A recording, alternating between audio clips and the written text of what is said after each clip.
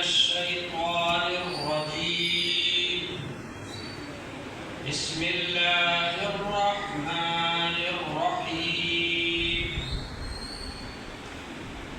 يا أيها الذين آمنوا لا تحرموا طيبات ما أحل الله لكم ولا تعتدوا إن الله لا يحب المعتدين وكلوا مما رزقكم الله حلالا طيبا واتقوا الله الذي أنتم به مؤمنون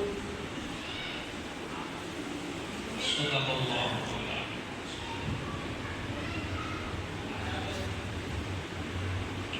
اللہ جل شانہ نے یہ ارشاد فرمایا، اے ایمان والو، نہ حرام کرو پاک چیزیں جو اللہ نے تمہارے لیے حلال کی ہیں، اور حد سے آگے نہ بڑھو، بے شک اللہ تعالیٰ حد سے آگے بڑھنے والوں کو پسند نہیں فرماتا۔ یہ دنیا کی جتنی بھی چیزیں ہیں یہ سب اللہ جل شانہ نے انسان کو فائدہ پہنچانے کے لیے بنایا، تو انسان کو اللہ تعالی نے اجازت دی ہے کہ وہ ان چیزوں سے فائدہ حاصل کرے، اور جو چیزیں نقصان دہ تھیں ان سے منع فرما دیا۔ شریعت کی زبان میں اس کو حلال اور حرام کہتے ہیں۔ کچھ چیزیں جو ہمارے لیے حلال کر دی اللہ تعالی نے ان سے ہمیں فائدہ حاصل کرنا چاہیے، اور کچھ چیزیں جن کو اللہ تعالی نے حرام کر دیا، ان سے منع کر دیا، ان سے ہمیں بچنا چاہیے۔ ان کو حلال اور حرام کہا جاتا ہے شریعت کی نظر۔ جن چیزوں کو حلال کر دیا ان سے فائدہ حاصل کرنا اور اللہ تعالیٰ کا شکر ادا کرنا یہ بھی ضروری ہے کہ آدمی ان چیزوں سے فائدہ حاصل کرے اور اللہ کا شکر ادا کرے۔ یہ چیز اللہ نے میرے لیے حلال کر دی، اس سے مجھ کو فائدہ ہو رہا ہے۔ اگر حلال نہیں کرتے تو میں کیسے اس سے استفادہ کرتا، فائدہ کیسے حاصل کرتا؟ شکریہ ادا کرنا چاہیے اللہ تعالیٰ۔ اور جو چیزیں حرام کر دی ہیں ان سے بچنا چاہیے، کیونکہ وہ انسان کے لیے نقصان دہ ہے۔ اب اگر کوئی شخص جو چیزیں حلال کر دی ان کو بھی اپنے اوپر حرام کر لے تو یہ اللہ تعالیٰ کی مرضی کے خلاف ہے۔ اللہ تعالیٰ نے جو چیز آپ کے لیے حلال کی ہے اس کو آپ اپنے اوپر حرام کر لیں، یہ اللہ تبارک و تعالیٰ کی مرضی کے خلاف ہے۔ اب اس کی تین صورتیں ہیں۔ ایک صورت تو یہ ہے، ایک طریقہ تو یہ ہے کہ جس چیز کو اللہ نے حلال کیا ہے آپ یہ عقیدہ ہی بنا لیں کہ یہ حرام ہے، اور جس چیز کو حرام کیا ہے اس کے بارے میں یہ عقیدہ بنا لیں کہ یہ حلال ہے۔ اگر کوئی ایسا عقیدہ بنا لیتا ہے تو وہ کافر ہو جائے گا، کیونکہ اللہ تعالیٰ نے اس کو حلال کر دیا، اس کو وہ حرام سمجھ رہا ہے، سمجھ نہیں رہا بلکہ اس نے عقیدہ بنا لیا۔ یا جس چیز کو اللہ نے حرام کر دیا اس کے وہ حلال ہونے کا عقیدہ رکھتا ہے تو وہ کافر ہو جائے گا۔ دوسرا وہ ہے جو کہ حلال ہونے کا، حرام کے حلال ہونے کا عقیدہ نہیں رکھتا ہے، اور نہ حرام کے حلال ہونے کا عقیدہ رکھتا، نہ حلال کے حرام ہونے کا عقیدہ رکھتا، لیکن یہ کہ وہ زبان سے کہتا ہے۔ زبان سے اگر وہ کہتا ہے کہ میں نے اس چیز کو اپنے اوپر حرام کر لیا، میں نے وہ چیز حلال کر لی، تو یہ اس کو زبان سے بھی نہیں کہنا چاہیے۔ اور اگر وہ زبان سے کہے گا پھر اس کی ایک صورت تو یہ ہے کہ وہ قسم کھا لے، قسم کھا لے کہ یہ چیز میں نے حرام کر لی، میں نہیں کروں گا، حرام کر لی۔ اگر قسم کھا لی تو قسم کا کفارہ دینا پڑے گا۔ جب وہ قسم ٹوٹے گی، جب وہ اس کام کو کرے گا، پھر قسم ٹوٹے گی، پھر کفارہ دے گا۔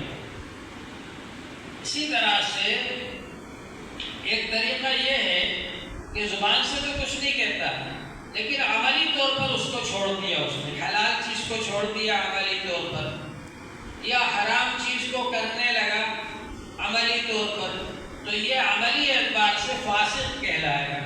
فاسق کے معنی گناہ گار، یعنی اس کو ایسا نہیں کرنا چاہیے لیکن وہ ایسا کر رہا ہے تو وہ فاسق ہے، گناہ گار ہے، لیکن اس کو ہم کافر نہیں کہیں گے۔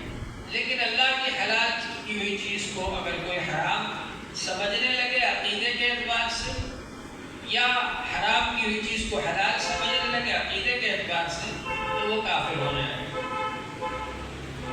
تو اللہ جل شانہ نے فرمایا یا ایھا الذین آمنوا، اے ایمان والو، لا تحرموا طیبات ما احل اللہ لکم، نہ حرام کرو وہ پاک چیزیں جو اللہ تعالیٰ نے تمہارے لیے حلال کی ہیں۔ اللہ تعالیٰ نے تمہارے لیے حلال جو چیزیں کر دی ہیں ان کو اپنے اوپر حرام نہ کرو، منع فرما دیا اس بات سے۔ حتیٰ کہ ایک بار حضور صلی اللہ علیہ وآلہ وسلم نے شہد کے بارے میں فرما دیا کہ میں اس کو نہیں پیوں گا، تو اللہ تبارک و تعالی نے فرمایا لما تحرم ما احل اللہ لک، آپ ایسا کیوں حرام کرتے ہیں اس چیز کو جو اللہ نے آپ کے لیے حلال کی ہے؟ تبتغی مرضات ازواجک، آپ اپنی بیویوں کی رضا اور خوشی حاصل کرنے کے لیے ایسا کر رہے ہیں۔ عصر کے بعد آپ کا طریقہ یہ تھا کہ ہر بیوی کے کمرے پر تھوڑی تھوڑی دیر کے لیے جاتے اور سلام کرتے اور خیریت پوچھتے۔ ایک بیوی آپ کو شہد پلایا کرتی تھی تو وہاں 2-4 منٹ زیادہ لگ جاتے تھے۔ اب دوسری بیویوں کو اندازہ ہوا کہ وہاں زیادہ کیوں رکتے ہیں، تو پتہ چلا کہ وہاں شہد پلاتی ہے۔ تو اب ان لوگوں نے مشورہ کر لیا کہ جب ادھر آگے والے کمرے پر آئیں گے تو کہیں گے کہ آج تو آپ کے منہ سے کچھ تھوڑی سی بدبو محسوس ہو رہی ہے۔ پھر اور آگے والی بیوی کے پاس جائیں گے تو وہ بھی کہیں گی کہ آج تو آپ کے منہ سے کچھ تھوڑی سی بدبو سی محسوس ہو رہی ہے۔ اب ایسا ہی ہوا تو حضور صلی اللہ علیہ وآلہ وسلم نے فرمایا اچھا میں شہد پیوں گا ہی، کہیں بھی نہیں پیوں گا، نہ ان کے ہیں نہ کہیں بھی۔ تو اب ظاہر بات ایک شہد حلال چیز ہے، اگر آپ اس کو اپنے پر حرام کر لیتے تو پوری امت کے لیے بھی وہ حرام ہو سکتا تھا۔ تو اللہ تبارک و تعالی نے حضور صلی اللہ علیہ وسلم سے فرمایا لما تحرم ما احل اللہ لک، جو چیزیں اللہ نے آپ کے لیے حلال کی ہیں آپ ان کو کیوں اپنے اوپر حرام کر رہے ہیں؟ اور پھر ایک محبت بھرا جملہ بھی کہا تبتغی مرضات ازواجک، آپ بیویوں کی خوشی تلاش کرنے کے لیے کر رہے ہیں۔ تو بہرحال نبی کو جب اختیار نہیں ہے کہ آپ کسی حلال چیز کو حرام کریں تو غیر کو کیسے اختیار ہوگا کہ وہ حلال چیز کو اپنے لیے حرام کر لے؟ اجازت ہی نہیں۔ اللہ نے جو چیز حلال کر دی ہمارے لیے وہ حلال ہے، اور جو چیز حرام کر دی وہ حرام ہے۔ اسی طرح سے جو چیزیں اللہ نے حرام کر دی ہیں ان کو بھی حلال سمجھنا یہ بھی بہت بڑا گناہ ہے۔ شراب کو اللہ تعالی نے حرام کر دیا، جوئے کو اللہ تعالی نے حرام کر دیا، تو وہ حلال نہیں ہو سکتے ہمارے لیے، چاہے اس کو کوئی کتنا ہی اچھا لیبل لگا دے، کتنا ہی اچھا نام دے دے، لیکن سود ہی رہے گا، جوا ہی رہے گا۔ یہ نہیں ہو سکتا کہ آپ اس کو لاٹری کہہ کر کے جائز کر لو، لاٹری بھی حرام ہے، جوا بھی حرام ہے۔ شراب ہی رہے گی، یہ نہیں ہوگا کہ آپ شراب کی بوتل پر سرکے کا لیبل لگا کر اس کو جائز کر لو۔ جو حرام ہے وہ حرام ہی رہے گا۔ جس طرح سے کسی حلال چیز کو حرام کرنے کا اختیار آپ کو نہیں ہے، اسی طرح سے کسی حرام چیز کو حلال کرنے کا اختیار بھی آپ کو نہیں۔ اللہ جل شانہ نے جن چیزوں کو حلال کر دیا وہ حلال ہے، اور جن چیزوں کو حرام کر دیا وہ حرام ہے۔ فرمایا ولا تعتدوا، حد سے آگے نہ بڑھو، اس حد میں رہو کہ جو حلال ہے اس کو حلال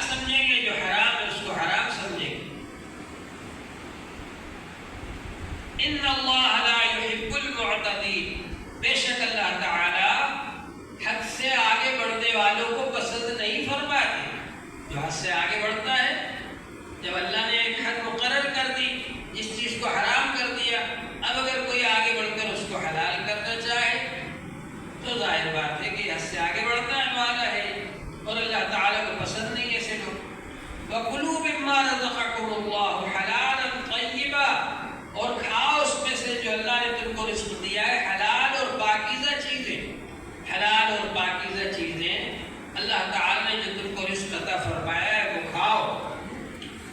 وَاتَّقُوا اللَّهَ، اور اللہ سے ڈرو، الَّذِي أَنْتُمْ بِهِ مُؤْمِنُونَ، جس پر تم ایمان رکھتے ہو، اللہ جل شانہ پر تم ایمان رکھتے ہو، یقین رکھتے ہو۔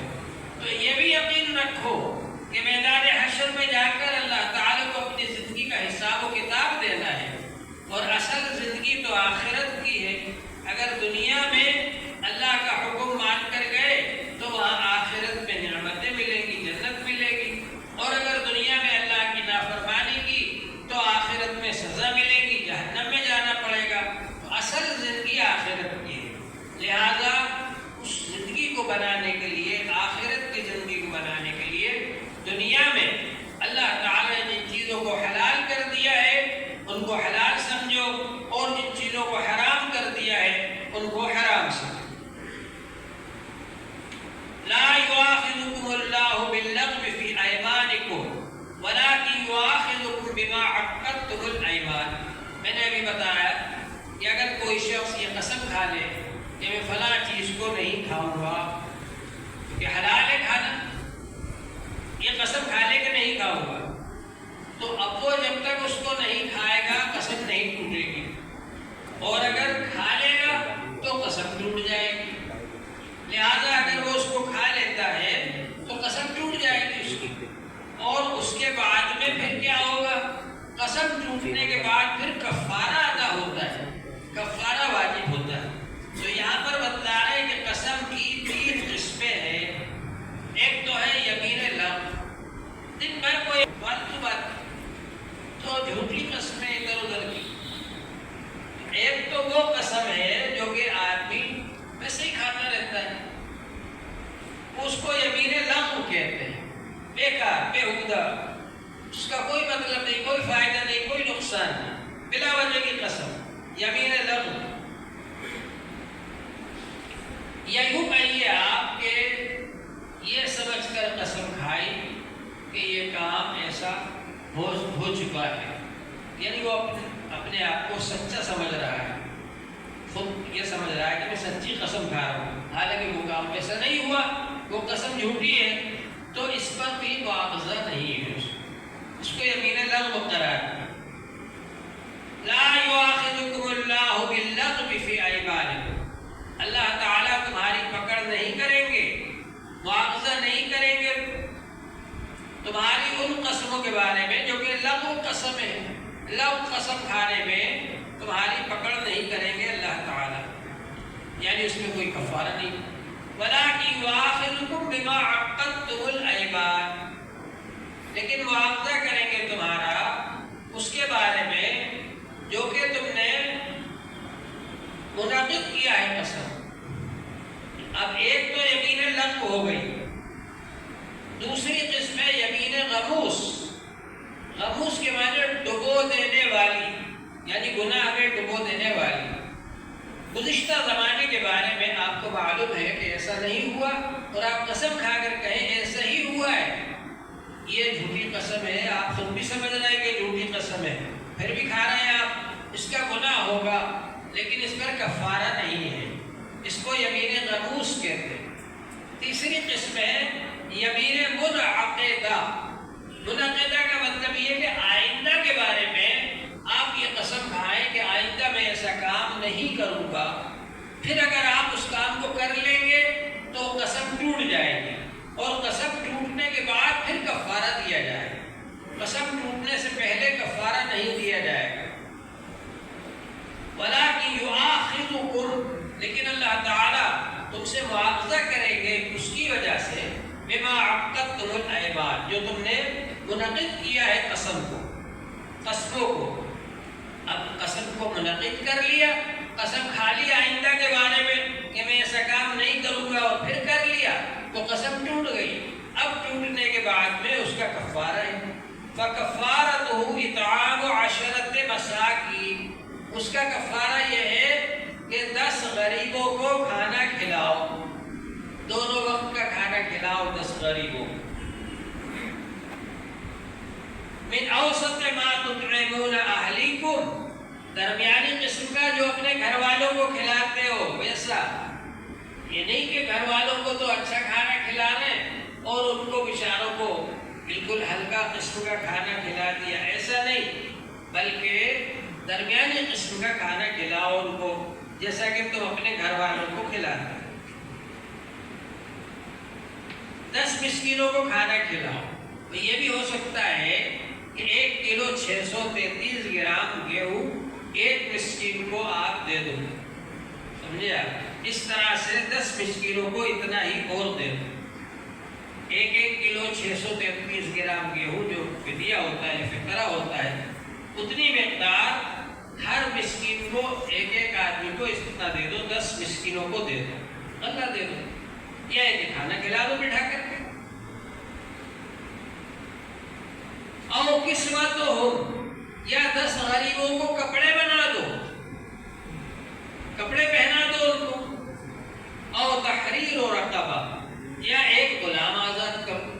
یہ 3 کاموں میں سے ایک کام کرنا ہے فدیے کے لیے، اور ان 3 کاموں میں سے ایک کام کرنے کا آپ کو اختیار ہے، یا تو آپ 10 مسکینوں کو 10 غریبوں کو کھانا کھلا دو، نمبر 1 دونوں ٹائم کھانا کھلانا ہے، یا یہ کہ آپ یہ کریں کہ 10 غریبوں کو کپڑے بنا دو، کپڑے پہنا دو ان کو، اور یا پھر یہ کریں کہ ایک غلام آزاد کر دو آپ، تو یہ اس قسم کا کفارہ ہو جائے گا جو قسم ٹوٹی ہے، آپ اللہ کا نام بیچ میں لے آئے، اللہ کے نام پر قسم کھانے کے میں ایسا نہیں کروں گا، پھر اس کام کو کر لیا آپ نے، قسم کو توڑ دیا آپ نے، تو اس کا جرمانہ تو ہونا چاہیے نا آپ کے اوپر، وہ جرمانہ ہے، یہ کفارہ ہے۔ فمن لم یجد، اب کوئی آدمی ایسا آ جائے، صاحب میرے پاس تو غلام بھی نہیں ہے، میرے پاس اتنا پیسہ بھی نہیں ہے کہ میں 10 آدمیوں کو کھانا کھلا سکوں، میرے پاس اتنے پیسے بھی نہیں ہے کہ میں 10 آدمیوں کو کپڑے بنا سکوں، اب کیا کیا جائے؟ تو اس سے کہیں گے بھائی تم 3 دن کے مسلسل روزے رکھو، لگاتار، بیچ میں ناغہ نہیں ہونا چاہیے، 3 دن کے لگاتار روزے رکھ لو اس کفارے میں کہ تم نے قسم کھائی تھی پھر اس کو توڑ دیا تھا۔ فمن لم یجد فصیام 3 ایام، جو نہ پائے اتنا مال کہ کفارہ ادا کرے تو وہ 3 دن کے مسلسل روزے رکھے۔ ذالک کفارۃ ایمانکم اذا حلفتم، یہ ہے تمہاری قسموں کا کفارہ، جب تم نے قسم کھا لی تو پھر اس کو توڑنے کا کفارہ یہ ہے۔ کیوں توڑا تم نے اس کو؟ یا تو پورا کرتے یا قسم کھانا ہی نہیں چاہیے ایسی چیز کے بارے میں۔ واحفظوا ایمانکم، اور اپنی قسموں کی حفاظت کرو۔ کذالک یبین اللہ لکم آیاتہ، اسی طرح سے اللہ تعالیٰ اپنی آیتیں بیان فرماتے ہیں تمہارے لیے، لعلکم تشکرون، تاکہ تم شکریہ ادا کرو۔ یا ایھا الذین آمنوا، اے ایمان والو، انما الخمر والمیسر والانصاب والازلام رجس من عمل الشیطان، صرف شراب اور جوا اور بت اور قرآن نکالنا تیر کے ذریعے، یہ سب گندی حرکتیں ہیں، گندے کام ہیں، گندگی ہے، یہ من عمل الشیطان، یہ شیطان کا کام۔ فاجتنبوہ، اس سے بچو، پرہیز کرو، لعلکم تفلحون، تاکہ تم کامیاب ہو جاؤ۔ شراب جو ہے وہ بہت ہی خراب چیز ہے۔ حضور پاک صلی اللہ علیہ وآلہ وسلم نے فرمایا الخمر جماع الاسم، شراب گناہوں کو جمع کرنے والی ہے۔ شراب کے نتیجے میں آدمی گناہ کر لیتا ہے بہت سارا۔ ایک آدمی سے ایک آدمی نے کہا یا تو شراب پی لے یا قتل کر دے، یہ چھری رکھی ہے، یا زنا کر لے، یہ عورت ہے گی۔ اب اس نے سوچا کہ یار یہ بھی گناہ ہے، زنا کرنا بھی گناہ ہے، قتل کرنا بھی گناہ، شراب پی لو سر۔ تو شراب پی لی اس نے، جب شراب پی لی تو 2 گناہ اور ہو گئے جن سے بچ رہا تھا وہ۔ تو شراب جو ہے گناہوں کو جمع تو شراب سے بچنا ضروری. شراب کی وجہ سے آدمی کی عقل میں خلل ہو جاتا ہے اور اس کی وجہ سے پھر بہت سارے گناہ صادر ہو جاتے ہیں. والمیسر اور جوا کھیلنا یہ بھی حرام ہے. شراب پینے کے بعد جس طرح سے آدمی گالی بکتا ہے، لڑائی جھگڑے کرتا ہے، مار دھاڑ کرتا ہے، اسی طرح سے جو جوا کھیلنے والا ہے، جوئے میں ایک فریق ہار جاتا ہے اور ایک فریق جیت جاتا ہے. عرب کے لوگ تو جوا کھیلتے تھے تو اپنے بیوی بچوں کو بھی ہار جاتے تھے، بیوی بچوں کو بھی لا کر داؤ پر لگا دیتے تھے اور بیوی بچوں کو بھی ہار جاتے تھے. اب ظاہر ہے ایک آدمی جو ہارا ہے تو اس کو افسوس تو ہوگا، تکلیف تو ہوگی، اور جو جیت کر کے اس کا مال لے گیا، پیسہ لے گیا، تو اس کے دل میں خلش ہو گئی، حسد ہو گئی کہ یار اس سے مجھے کیسے چھڑانا ہے. تو ظاہر ہے وہ دونوں آپس میں لڑیں گے بعد میں. اسی طرح سے انصاب کہتے ہیں نسب کی جمع ہے انصاب، اور نسب کہتے ہیں پتھر کھڑا کر دیا پوجا کرنے کے لیے، یا درخت کھڑا کر دیا، درخت لگا دیا، اس کی پوجا کر رہے ہیں. تو یہ سب کیا ہے؟ انصاب ہے. بت جس کو آپ کہتے ہیں نسب کیے جانے والے، کھڑے کیے جانے والے بت، یا یہ کہ درخت جن کو کھڑا کیا جائے پوجا کرنے کے لیے، تو وہ جو ہے ان سب سے بچو. اب یہاں پر انصاب کا لفظ لا کر یہ بتا دیا کہ شراب اور جوا بھی ایسے ہی حرام ہے، اتنی ہی گندی چیز ہے، اتنی ہی خراب چیز ہے جیسا کہ بت کی پوجا کرنا خراب ہے. کمزور سے کمزور ایمان والا آدمی بھی بت کی پوجا کرنے کو بہت بری چیز سمجھتا ہے، بہت خراب چیز سمجھتا ہے. تو اس کو سمجھانے کے لیے بتا رہے جس طرح سے بت کی پوجا کرنا خراب کام ہے، ایسے ہی شراب پینا اور جوا کھیلنا بھی خراب چیز، اس سے بھی بچو. والازلام، اور ازلام سے بچو. عرب لوگوں نے کیا کیا تھا کہ ایسا ڈبہ جیسا بنایا ترکش، اور اس کے اندر بہت سارے تیر رکھے، اور 10 تیر رکھے. اس میں ایک تیر پر لکھا ایک حصہ، ایک تیر پر لکھا 2 حصے، ایک تیر پر لکھا 3 حصے. اس طرح 7 تیروں پر تو کچھ نہ کچھ لکھ دیا انہوں نے، اور 3 تیروں کو خالی چھوڑ دیا، ان پر کچھ نہیں لکھا. اب اس کے بعد کیا کرتے؟ چلو ہاں ملاؤ 100 روپے، 100 روپے ملا کر 1000 روپے میں 10 آدمی نے ایک اونٹ خرید لیا اور اس کو ذبح کر لیا. اب قاعدے میں وہ اونٹ کا گوشت ان 10 آدمیوں کے درمیان برابر تقسیم ہونا چاہیے، لیکن وہ کیا کرتے تھے؟ قرآن نکالیں گے بھائی. اب وہ ترکش لے کر کے آئے، اس میں سے ایک تیر نکالا، اس میں لکھا ہوا ایک حصہ، اس کو ایک حصہ دے دیا جس کا تیر نکلا. پھر دوسرے آدمی کا تیر نکالا، اس میں لکھا 2 حصے، اس کو 2 حصے دے دیے. پھر ایک تیر نکالا، اس میں لکھا 3 حصے، اس کو 3 حصے دے دیے. اور جس تیر پر کچھ بھی نہیں لکھا، اس کا جو نکلا، ارے یار اس کا تو کچھ بھی نہیں نکلا، جا تو ویسے چلا جا، اس کو کچھ نہیں ملا. تو یہ کیا ہے؟ ایک طرح کا جوا ہے، جس کو آج کل لاٹری کہتے ہیں. یہ سب حرام، ناجائز.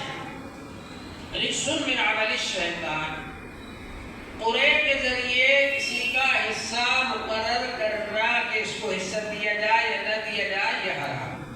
لیکن اگر کسی کا حصہ پہلے سے مقرر ہے اور قرے کے ذریعے آپ صرف اس کو متعین کرتے ہیں تو اس میں کوئی حرج کی بات نہیں. جیسے ایک مکان ہے، اب یہ 4 بھائیوں کا ہے، باپ کا انتقال ہو گیا، اب یہ 4 بھائیوں کو ملنا چاہیے، اور 4 کمرے بنے ہوئے، اور ہر کمرہ جو ہے قیمت کے اعتبار سے، لمبائی چوڑائی کے اعتبار سے، ایریے کے اعتبار سے برابر درجے میں، یار سب بھائی برابر میں حصے دار ہیں. اب کس کو کون سا کمرہ دیا جائے، ہم قرے کے ذریعے یہ متعین کر دیں کہ اس کو 1 نمبر کا کمرہ دے دیا جائے، اس کو 2 نمبر کا، اس کو 3 نمبر کا، اس کو 4 نمبر کا، تو یہ کر سکتے ہیں. یعنی قرے کے ذریعے جو حصے پہلے سے ثابت ہیں، ان حصوں میں سے کسی حصے دار کو کوئی حصہ آپ دے سکتے ہیں. لیکن حصے دار ہی قرے سے بنے گا، حصہ ثابت ہی ہوگا قرے سے، یہ جائز نہیں۔ فاجتنبوہ، ان کاموں سے بچو، لعلکم تفلحون، تاکہ تم کامیاب ہو جاؤ۔ اب یہ کامیابی دنیاوی بھی ہے اور آخرت کی بھی۔ دنیا میں بھی کامیابی اسی وقت ہوگی جب شراب جوئے سے بچو گے، بت پرستی سے بچو گے، قرے سے بچو گے، لاٹری سے۔ انما یرید الشیطان ان یوقع بینکم العداوۃ والبغضاء، شیطان صرف یہ چاہتا ہے کہ وہ ڈال دے دشمنی اور بغض تمہارے دلوں کے اندر، شراب کے ذریعے سے اور جوئے کے ذریعے سے، بالخمر والمیسر، ویصدکم عن ذکر اللہ وعن الصلاۃ، اور تم کو اللہ کے ذکر سے اور نماز سے روک دے، یہ چاہتا ہے شیطان۔ وہل انتم منتہون، تو کیا تم شیطان کے کاموں سے بچو گے نہیں بچو گے، رکو گے کہ نہیں رکو گے؟ اللہ تعالیٰ سوال کر رہے ہیں، مطلب کہ رک جاؤ، وارننگ دے رہے ہیں، رکو گے کہ نہیں؟ مطلب رک جاؤ فوراً، اب ان کاموں سے ہم کو رکنا ہے، کیونکہ یہ شیطان چاہتا ہے کہ شراب پلا کر اس کے ذریعے جھگڑے کروا دے، شیطان چاہتا ہے کہ جوا کھیلوا کر اس کے ذریعے جھگڑے کروا دے۔ شیطان بڑا استاد آدمی، ایک بار ایک آدمی کو شیطان مل گیا تو اس نے کہا کہ ارے خواہ تم بڑے جھگڑے وگڑے کرواتے ہو لوگوں کو۔ نہیں حضرت، میں تو کچھ بھی نہیں کرواتا۔ ارے میں نے سنا ہے تو بہت خراب آدمی ہو۔ کہا کہ نہیں، میں تو کچھ بھی نہیں کرواتا، چلیے میرے ساتھ آپ۔ اب لے کر کے گیا ان صاحب کو ایک حلوائی کی دکان پر، اور وہاں جا کر کے وہ حلوائی جو شیرینی بنا رہا تھا اور وہاں جو مٹھائی بنانے کے لیے اس نے کڑھائی چڑھا رکھی تھی، تو اس کی کڑھائی میں سے ایک انگلی تھوڑی سی لے کر کے دیوار پر لگا دی۔ اب اس پر آ کر مکھی بیٹھ گئی، وہ چھپکلی دوڑ کر کے آئی مکھی کھانے کے لیے، چھپکلی کو کھانے کے لیے بلی آئی دوڑ کر، اور ایک آدمی مٹھائی لینے آیا ہوا تھا، اس آدمی کے ساتھ کتا بھی تھا۔ کتے نے جب دیکھا بلی آ گئی تو وہ لپکا اس کے اوپر بلی کو پکڑنے کے لیے، تو اس کا حلوائی کا جو کڑھائی تھی وہ گر گئی، اس کا سب مال مسالہ بیچارے کا ضائع ہو گیا۔ اس نے کے پاس ڈنڈا تھا، اس نے اس کو مارا گراہک کو کہ تم کتا کیوں لے کر کے آیا تھا۔ اس کے پاس بھی ڈنڈا تھا، اس نے دکان والے کو مارا۔ شیطان نے کہا دیکھیے میں نے تو کچھ بھی نہیں کیا، میں نے تو صرف ذرا سی مٹھائی کو چاشنی وہاں لگائی تھی، یہ لوگ خود ہی لڑ رہے۔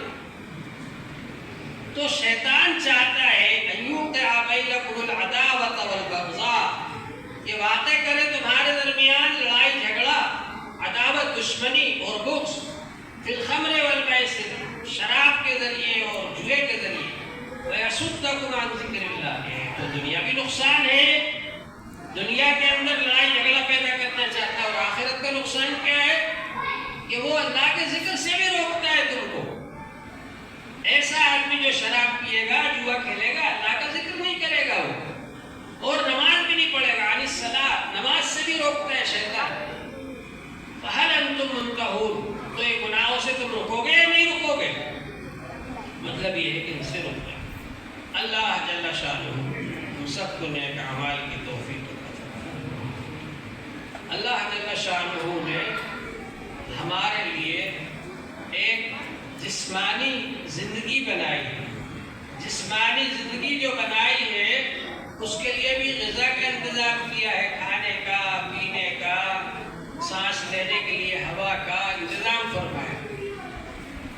ایک روحانی زندگی بنائی ہے، اور روحانی زندگی کے لیے بھی خوراک کا انتظام کیا۔ اللہ کا ذکر کرنا یہ روحانی زندگی کی خوراک ہے، نماز پڑھنا یہ روحانی زندگی کی خوراک ہے، اللہ کا ذکر کرنا، قرآن پاک کی تلاوت کرنا یہ روحانی زندگی کی خوراک۔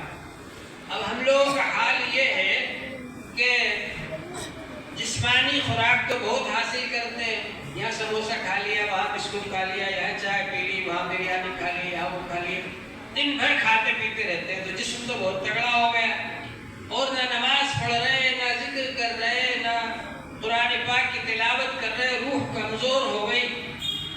اس کا نتیجہ ہے کہ جب غصہ آتا ہے تو آدمی اچھلتا ہے، کودتا ہے، لڑائی جھگڑا کرتا ہے، گالی اور روح کمزور ہو گئی وہ اس کو روک نہیں پاتی. جیسے ایک کمزور گھوڑے پر ایک طاقتور گھوڑے پر ایک کمزور آدمی کو بٹھا دیا جائے تو وہ گھوڑا اچھلے گا کودے گا کہیں بھی لے جا کر گرائے گا اس کو. تو روح کو طاقتور بنانے کے لیے اللہ کا ذکر کرنا ضروری ہے. روح کو طاقتور بنانے کے لیے قرآن پاک کی تلاوت ضروری ہے. روح کو طاقتور بنانے کے لیے نماز پڑھنا ضروری ہے. اللہ کا ذکر یہ ایسی چیز ہے کہ آدمی ہر وقت کر سکتا ہے اور کھڑے کھڑے بیٹھے بیٹھے لیٹے لیٹے ہر حال میں اللہ کا ذکر کر سکتا ہے. یہ ضروری چیز ہے. اللہ نے اس کو اتنی زیادہ آسان کر دیا, عام کر دیا کہ آدمی ہر وقت کر سکے. اور آدمی ہر وقت اللہ کا ذکر کرنے والا بن جائے, اسی کی عادت ڈالنے کے لیے تسبیحات بتائی جاتی ہیں کہ تسبیحات آپ پڑھیں. لیکن تسبیحات پڑھنے کے لیے استاد ہونا چاہیے, سیکھنا چاہیے. بغیر سیکھے اگر گاڑی بھی چلائیں گے تو ایکسیڈنٹ کا ڈر ہے. ایسے ہی بغیر سیکھے اگر ذکر کریں گے تو نقصان کا اندیشہ رہتا ہے. اس لیے سیکھنا چاہیے. اور سیکھنے کے لیے جس طرح سے مدرسے میں داخلہ ہوتا ہے یا اسکول میں ایڈمیشن ہوتا ہے تو ذکر کی لائن میں داخلہ ہوتا ہے بیعت سے. تو پہلے بیعت کے الفاظ کہہ لیجیے, پھر میں ذکر کا طریقہ بتاؤں. لا الہ الا اللہ محمد رسول اللہ, نہیں کوئی معبود سوائے اللہ کے, محمد صلی اللہ علیہ وسلم اللہ کے رسول ہیں. ایمان لایا میں اللہ پر اور اس کے فرشتوں پر اور اس کی کتابوں پر اور اس کے رسولوں پر اور اس پر کہ اچھی اور بری تقدیر اللہ تعالیٰ کی طرف سے ہے, اور موت کے بعد اٹھائے جانے پر توبہ کی میں نے کفر سے, شرک سے, بدعت سے, زنا کرنے سے, چوری کرنے سے, پرایا مال ناحق کھانے سے, جھوٹ بولنے سے, غیبت کرنے سے, بہتان لگانے سے اور ہر گناہ سے. اور عہد کیا ہم نے کوئی گناہ نہیں کریں گے, اور اگر ہو جائے گا تو توبہ کریں گے. اے اللہ ہماری توبہ کو قبول فرما. بیعت کی میں نے حضرت مفتی محمود صاحب گنگوہی رحمت اللہ علیہ کے ہاتھ پر عبدالرحیم کے ذریعے. اب یہ دو تسبیح لا الہ الا اللہ کی پڑھنا ہے. اس سے پہلے 7 بار قل هو اللہ شریف پڑھنا. شروع میں 3 بار درود شریف پڑھ لیں, پھر قل هو اللہ شریف 7 بار پڑھ لیں, پھر اس کے بعد 3 بار درود شریف پڑھ لیں. اور اس کا ثواب سب بزرگوں کو, خاص طور سے حضرت مفتی محمود صاحب رحمۃ اللہ علیہ کو اور ان کے سلسلے کے سب اولیاء کرام کو اس کا ثواب پہنچا دیں. اور یہ دعا کریں اللہ سے کہ اللہ تعالیٰ ان سب بزرگوں کے فضل و برکات سے ہمیں فیض پہنچائے, فائدہ پہنچائے. پھر یہ ذکر شروع کریں, لا الہ الا اللہ کی 2 تسبیح. لا کہتے وقت یہ خیال کریں کہ غیر اللہ کی محبت کو دل میں سے نکال کر ادھر پھینک کریں پیچھے, اور الا اللہ جب کہیں تو یہ خیال کریں کہ اللہ کی محبت کو دل میں بھر رہے. لا الہ الا اللہ, لا الہ الا اللہ, یہ 2 تسبیح پڑھنا ہے. ہر 10 بار کے بعد محمد رسول اللہ بھی کہہ لیں. لا الہ الا اللہ افضل ذکر ہے. حدیث میں آتا ہے افضل الذکر لا الہ الا اللہ. افضل ذکر لا الہ الا اللہ, سب سے زیادہ فضیلت والا. اور لا الہ الا اللہ سے دل میں جو کوڑا کباڑا کچرا بھرا ہوا ہے وہ سب نکل کر ہٹ جائے گا, وہاں سے دل صاف ہو جائے گا. اور پھر اس کے بعد میں 5 تسبیح پڑھیں اللہ اللہ اللہ, دل کی طرف یہ خیال کرتے ہوئے کہ ہم اللہ کی محبت کو دل میں بھر رہے ہیں. یہ 7 تسبیح پڑھ لیجئے اور اپنے اپنے گھر پر بھی وقت نکال کر ایک وقت مقرر کر کے اس کو پڑھتے رہیں. صبح میں یا شام میں جب بھی وقت ہو یہ تسبیحات اسی طریقے سے پڑھتے ہیں. اللہ تعالی ہم سب کو عمل